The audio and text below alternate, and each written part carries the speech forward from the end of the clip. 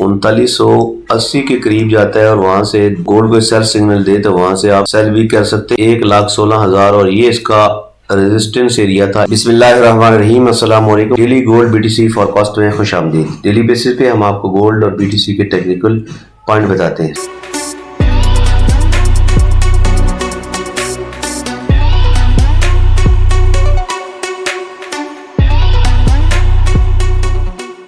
सबसे पहले आज चेक करते हैं इम्पोर्टेड डेटा। आज वेडनेसडे है, 29 अक्टूबर है और आज पेंडिंग होम सेल्स मंथली है 7 बजे और तकरीबन रात को 11 बजे federal fund rates FOMC statement है और साथ 11:30 बजे FMC प्रेस कॉन्फ्रेंस है। तो ये आज के इम्पोर्टेड डेटा है और अब देखते हैं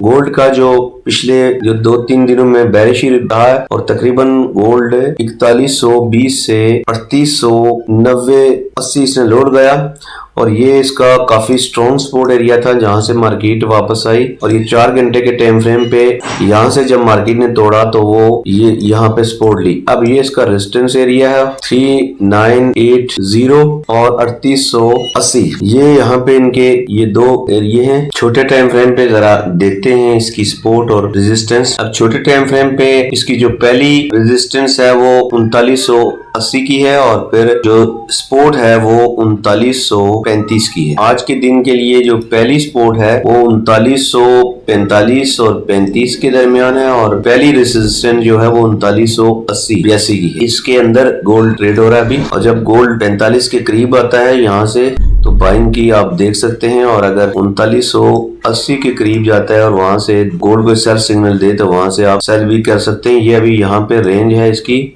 3980 से 3940 तक और अगर दोनों में से एक साइड पे अगर गोल्ड 3982 क्रॉस करता है तो फिर 4020 तक जा सकता है और अगर 3935 का इलाका तोड़ता है तो फिर 3880 ये पहला टारगेट है। तो ये आज के दिन के लिए इसकी सपोर्ट और रेजिस्टेंस है। बाकी जो तरीकाकार आपको हम बताते रहते हैं कि साथ में कैसे कैंडल बने और आपने सेल और बाय करना है वो साथ साथ आप उसके मुताबिक ही काम किया करें जिससे मार्केट में आपको हमेशा ये बताते हैं कि अगर मार्केट सपोर्ट के ऊपर आती है और आपको सपोर्ट एरिया पता होना चाहिए। जैसे ये देखें 35 और 40 के दरमियान जब मार्केट आई तो यहाँ से ये देखें इनगल्फ हुई कैंडल और इस कैंडल को तोड़ के ऊपर बंद हुई। यहाँ पे इसकी बाइंग एरिया है और ये इसका स्टॉप है। इसी तरह आपने ट्रेड ऊपर से भी इसी तरह लेनी है और नीचे से भी। ऊपर से ये देखें यहाँ पे मार्केट ये नीचे क्लोज हुई, इससे अगली कैंडल ये रीटेस्ट किया और ये आपका स्टॉप था। यहाँ पे आपकी चलती है। हमेशा इसी तरह आपने ट्रेड करनी है। अगर मार्केट यहाँ जाती है तो इसी तरह का कोई यहाँ पे कोई सिस्टम करे तो आपने वहां से सेल करें और अगर इसी तरह यहाँ पे आके इस तरह का कोई यहाँ पे सीन करे तो आपने देन वहां पे आप बाय करें। ये ट्रेडिंग का तरीका होता है। डेली बेसिस पे हम आपको फॉरकास्ट करते हैं। आज के दिन के लिए ये टेक्निकल पॉइंट है। उसके अलावा जब रात को 11 बजे FMC होगी तो उसके बाद नई सूरत हाल वाज़ेह होगी। उस वक्त मार्केट एक तरफ भी जा सकती है, किसी तरफ भी जा सकती है, लिहाजा अपनी ट्रेड को मैनेज करके चलें। अब BTC को भी देख लेते हैं थोड़ा सा।